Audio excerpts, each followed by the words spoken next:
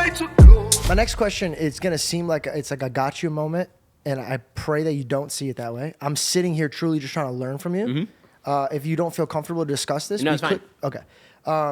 I just wanted to know, do you miss your relationship with Candace Owens as like a friend? Like somebody who So, I mean, the truth is that Candace and I were never, particularly close.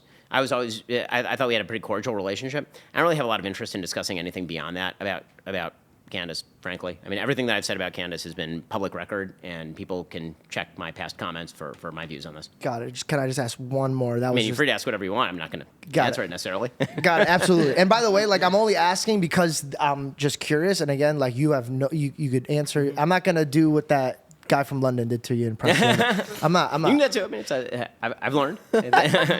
I just see what you've shaped out to be so awesome. And it's such a cool perspective that people could come and learn from you. And also, we want to take down the anchors of the news where they're just pushing one agenda.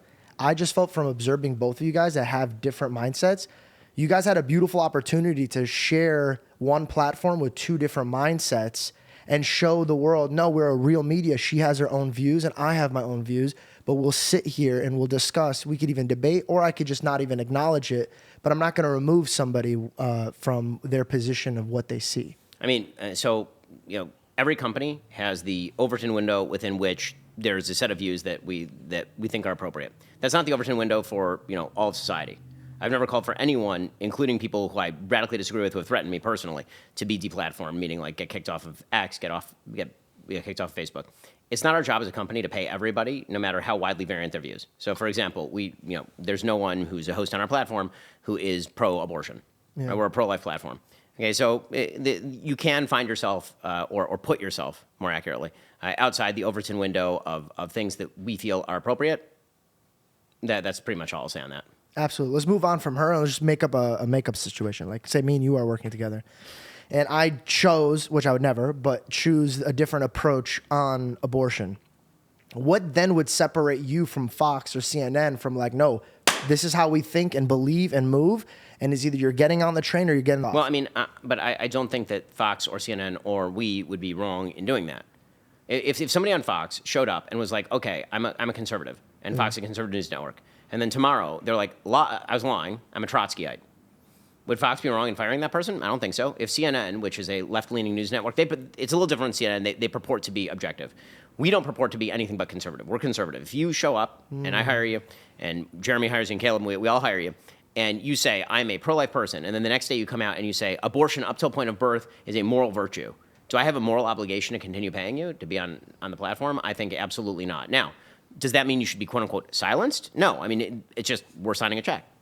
For that check, you are paid to provide the viewpoint that you are going to provide within limits that we are happy subsidizing, right? But I'm not going to pay for somebody to, and neither will our company, is not going to pay for somebody to come on the air on Daily Wire and spend an entire episode talking about the great virtues of late-term abortion, right? In other words, we are a self-stated company with a self-stated mission. If that mission is violated, then we have not served our own, not only our customers, we haven't served ourselves.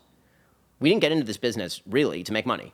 Okay, we're very happy we've made a lot of money. I've been in this business a lot longer than that. I've been writing a syndicated column since I was 17 years old. I'm now 40. So I've been doing this for 23 years. I did not get into this business making money. I got in this business because I believe certain things. If ever I'm responsible for forwarding the opposite of the things that I believe, I have not done my job.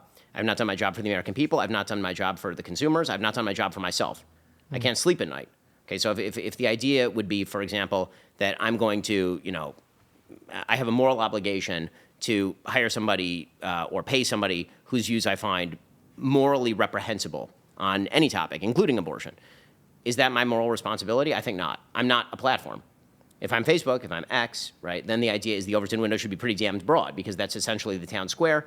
You're almost mimicking what the First Amendment was built for, but I feel the opposite of a moral obligation to hire somebody or pay somebody for expressing viewpoints that I find to be personally outside the window of what we would want to be subsidizing.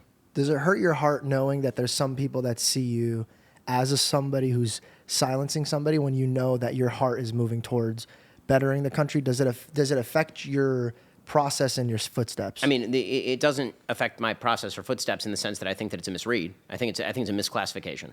And Right? so you're good at shutting that off. Well, it's a category error. I mean, it's annoying to me because I think that category errors are annoying. But I think that the idea that we as a company have a moral obligation to pay Bernie Sanders to be a host is obviously absurd on its face. And so when that is extended to people who are anywhere on the political spectrum, or self-declared anywhere on the political spectrum, the principle is the same. Our job as the Daily Wire is not to be Facebook. It is not to be X. It is to be the Daily Wire. And if suddenly all of our hosts tomorrow came out and were like, Kamala Harris is the greatest candidate in the entire world, and would that be serving anybody who subscribed? Would that be serving ourselves? I think not. Okay, I understand your perspective now. It's like I'm not here to make money or friends. I'm here to push the narrative that we all came together to make sure America sees.